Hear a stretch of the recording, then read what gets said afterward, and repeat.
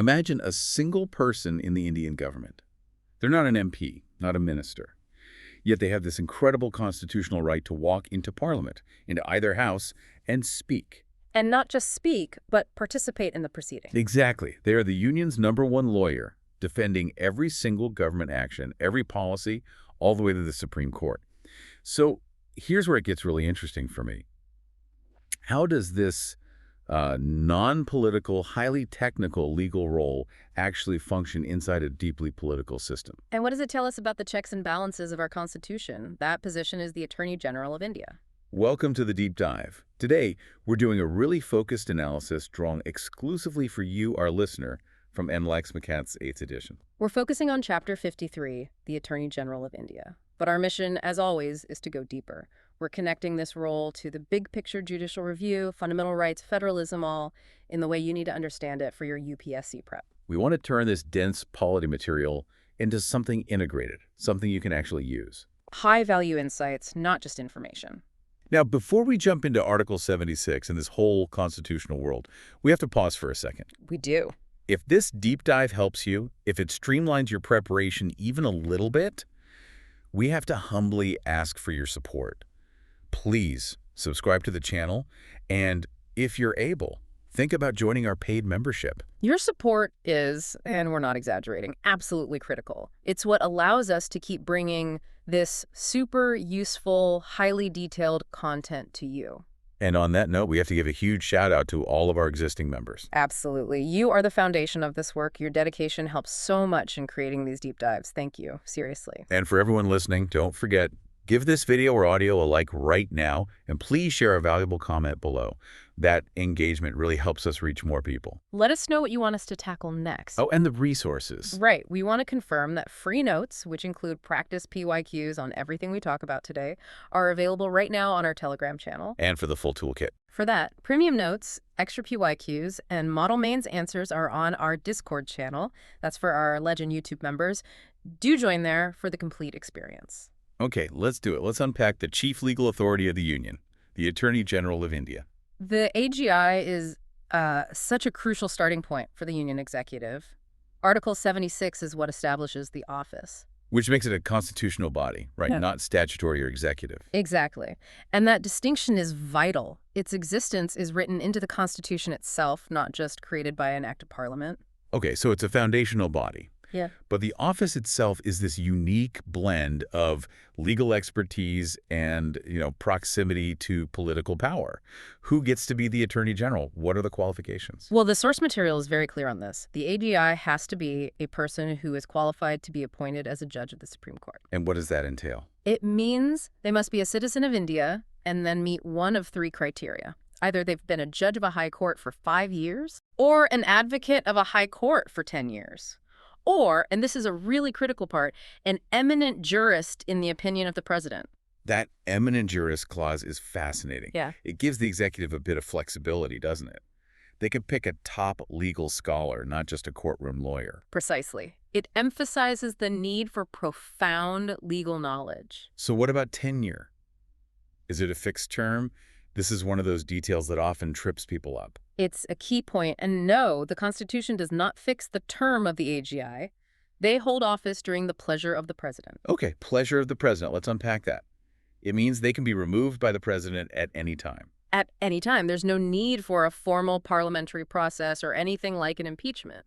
So if the AGI holds office at the pleasure of the president, and the president acts on the advice of the Council of Ministers, doesn't that immediately raise questions about impartiality? It does. And in practice, convention dictates what happens. Which is that when the government changes, the AGI resigns, almost always. This practice ensures that the new government has a chief legal advisor that it trusts completely. It reinforces the AGI's role as the government's lawyer. So less of a totally independent functionary and more of a high-level government counsel, despite the constitutional post. That's a good way to put it. Okay, let's get into the specific duties.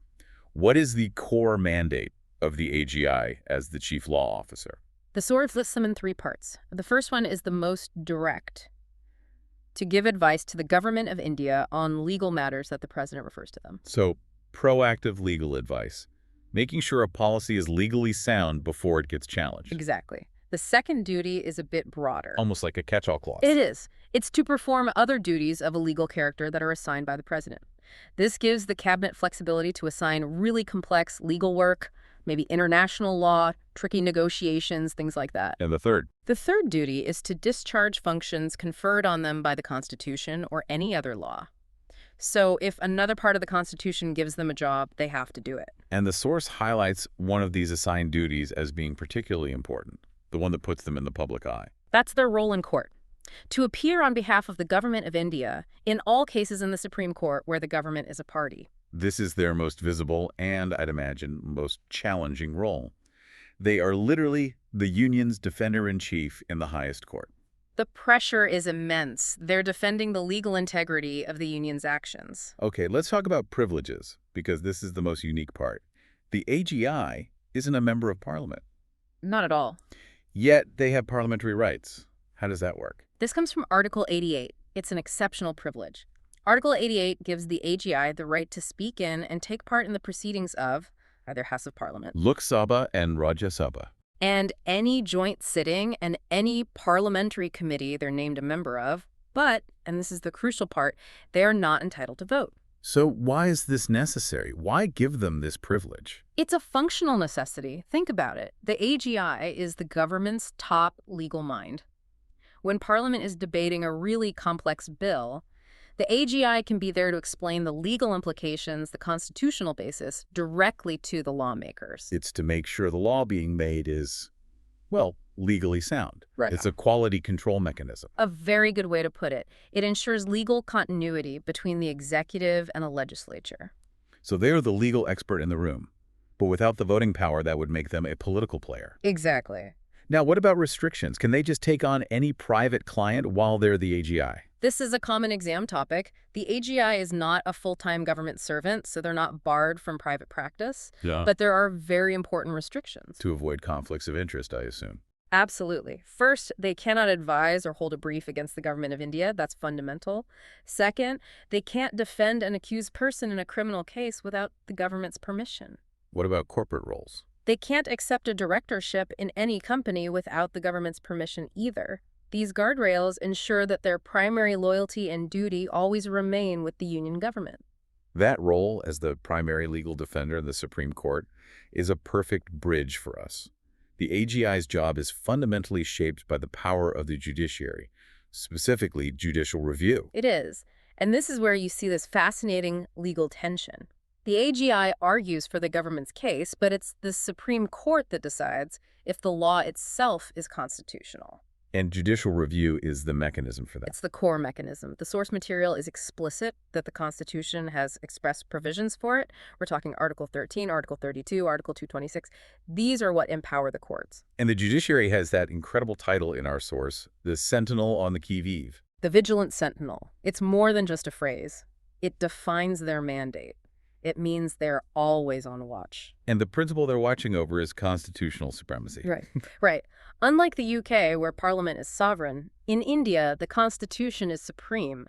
Every single law has to conform to it, and the judiciary is the final arbiter of whether it does. This brings us straight to the most dynamic part of the Constitution, the fundamental rights. Let's really dig into the evolution of Article 21, the right to life and personal liberty.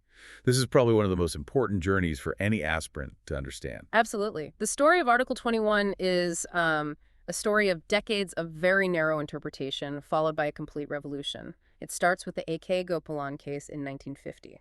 And in Gopalan, the Supreme Court took a very literal view of the phrase, procedure established by law. What did that mean in practice? It meant that the protection of Article 21 was only against arbitrary executive action, but not against arbitrary legislative action. So as long as Parliament passed a law setting out a procedure, no matter how unfair, the court wouldn't interfere. That's the long and short of it. They said law means state-made law. So if the state followed its own procedure, the court's hands were tied. It really limited personal liberty for almost 3 decades. Wow. So the state could pass a really oppressive law, and as long as they dotted the I's and crossed the T's of that law. The courts were largely powerless to question the substance of it. This all stood until 1978. The Maneka Gandhi case. The pivot point. Absolute pivot point. In Maneka Gandhi versus Union of India, the Supreme Court just explicitly overruled Gopalan. And how did they do that? They introduced the American due process of law idea, didn't they? They did, even though those words aren't in Article 21. They said the procedure established by law can't just be any procedure. It has to be fair, just, and reasonable. It couldn't be arbitrary or oppressive. So suddenly the court could look at the substance of the law, not just the process. It connected Article 21 to Article 14 on equality and Article 19 on freedoms. Precisely. It was a move from a literal reading to a liberal, purposive one. And since 1978, that expansive interpretation has led the court to declare so many other rights as part of the right to life. This list is so important for aspirants. Let's run through some of the key ones. Well, the big one, the umbrella right, is the right to live with human dignity. Everything else kind of flows from that. And what about the environment? That's a huge one. The right to a decent environment, including pollution-free water and air. This was really cemented in cases like the Vellore Citizens Welfare Forum case in 1996. So environmental protection is directly linked to the right to life. That's powerful. It is. And then you have socioeconomic rights. The right to livelihood, because you can't live without the means to live. The right to shelter, the right to health. And more recently, the right to privacy. Yes. The landmark Puttaswamy case in 2017 finally settled that, making privacy an inherent part of personal liberty. It overturned earlier, more restrictive judgments. The list goes on, doesn't it? Mm-hmm. Free legal aid, speedy trial. The right to free education up to 14 years. Protection against solitary confinement. And crucially, on the death penalty. The rarest of rare doctrine. From the Bakan Singh case in 1980. It confines capital punishment to only the most extreme cases. The principle is that life imprisonment is the rule, death is the exception. So when the AGI is in court defending a law, the court doesn't always use a sledgehammer. Sometimes it's more like a scalpel. That brings us to the doctrine of severability. Exactly. Severability is the court showing restraint. It's based on Article 13, which says laws are void only to the extent that they're inconsistent with fundamental rights. Just the bad part, not the whole thing. Right. The test is whether the good part can stand on its own after you remove the bad part. If the law still makes sense and reflects the legislature's intent, then only the unconstitutional bit gets struck down. Could you give an example? The A.K. Gopalan case itself is a classic example. The court struck down Section 14 of the Preventive Detention Act because it was unconstitutional, but the rest of the act remained valid. It's constitutional surgery. This precision leads us to another key distinction. Judicial review versus judicial activism. People often use them interchangeably. But they're very different. Judicial review is the court's power to check if a law or executive order is constitutional. It's a protective, interpretive role. It's asking, did the government follow the rules? Basically, yes. Judicial activism, on the other hand, is when the court steps beyond that. It's about actively molding the law to fit new social realities, essentially filling a policy vacuum left by the legislature or executive. So when a court orders a city to clean up a river, that's activism. That's a classic example. It's the court making constitutional ideals real.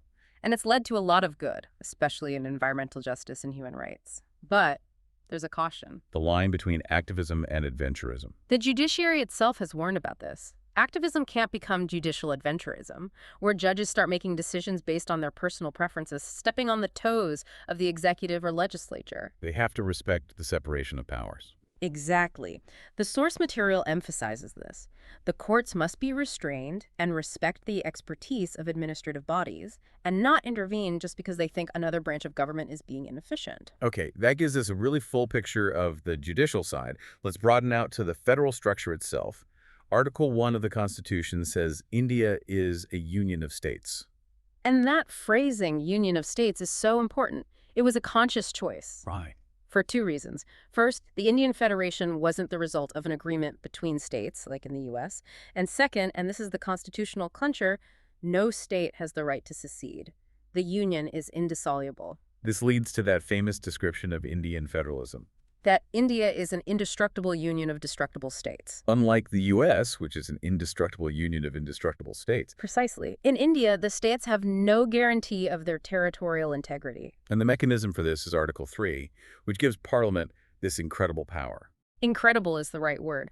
Parliament can unilaterally change the boundaries, the area, or even the name of any state.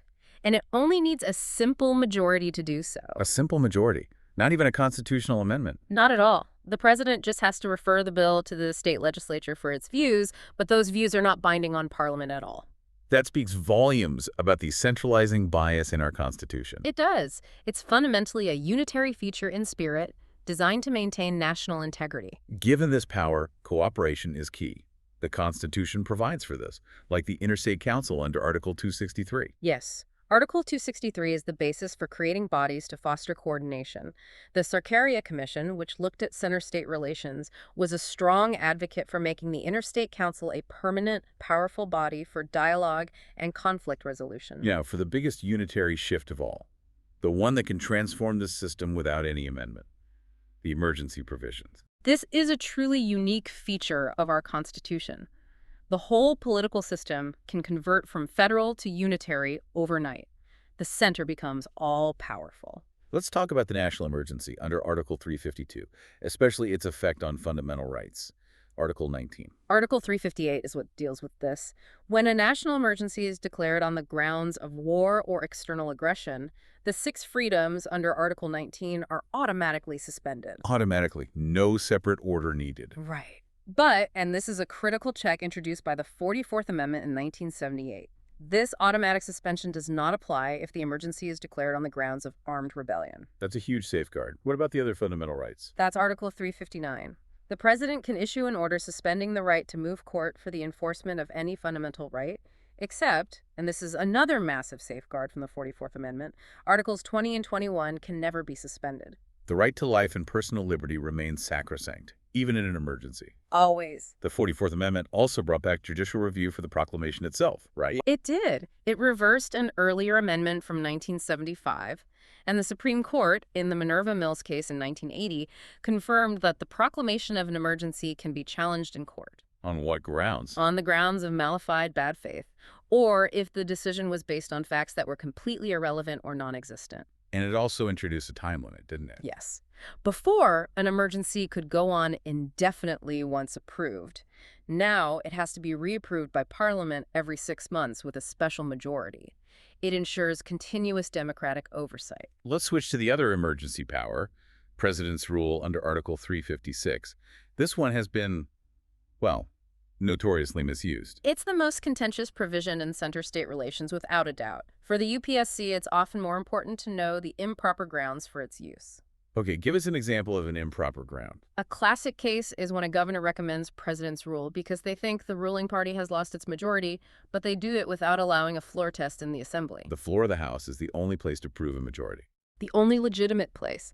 Another improper ground is dismissing a state government, just because the ruling party in that state did badly in a national Lok Sabha election. That's mixing up state and national mandates. Exactly. Or using it for things like maladministration or corruption, which should be dealt with through other means.